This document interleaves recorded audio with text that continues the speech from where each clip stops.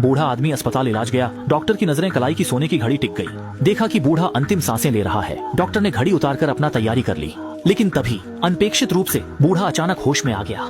कौन है? जैसे ही उसने यह कहा, बूढ़ा बेहोश होकर गिर पड़ा।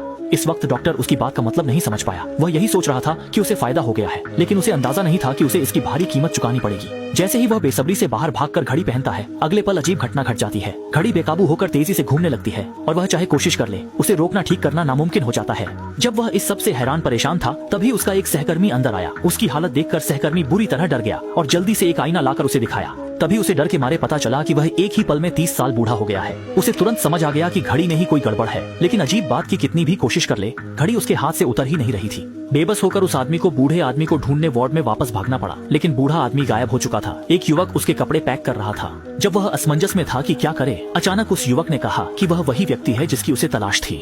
आप अपनी घड़ी अभी वापस ले लो। नहीं नहीं नहीं यार, मैं दोबारा उस जाल में नहीं फंसने वाला, ठीक है? मैंने यह घड़ी कल सुबह एक आदमी से चुराई थी और अब मुझे समझ आ गया कि उसने मेरा पीछा क्यों नहीं किया। वैसे भी चूंकि मैं आज लगभग मर ही गया था, तो तुम्हारे पास भी बस एक दिन की जिंदगी बची है।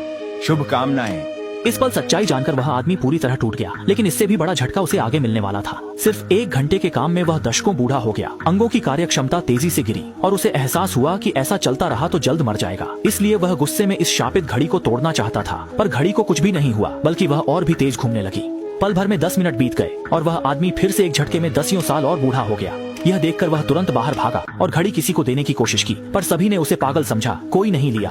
आदमी ने झड़ते बालों को छुआ और महसूस किया कि वह आज का दिन नहीं निकाल पाएगा। जैसे ही वह निराश हो रहा था, अचानक एक आपातकालीन मरीज आ गया। आदमी के दिमाग में तुरंत एक चालाकी भरा विचार आया। उसने मरीज के परिजनों को डॉक्टर को बुलाने के लिए भेज दिया और खुद झुककर मरीज का हाथ पकड़ लिया ताकि मरीज उसकी घड़ी उतारकर खुद पहन ले।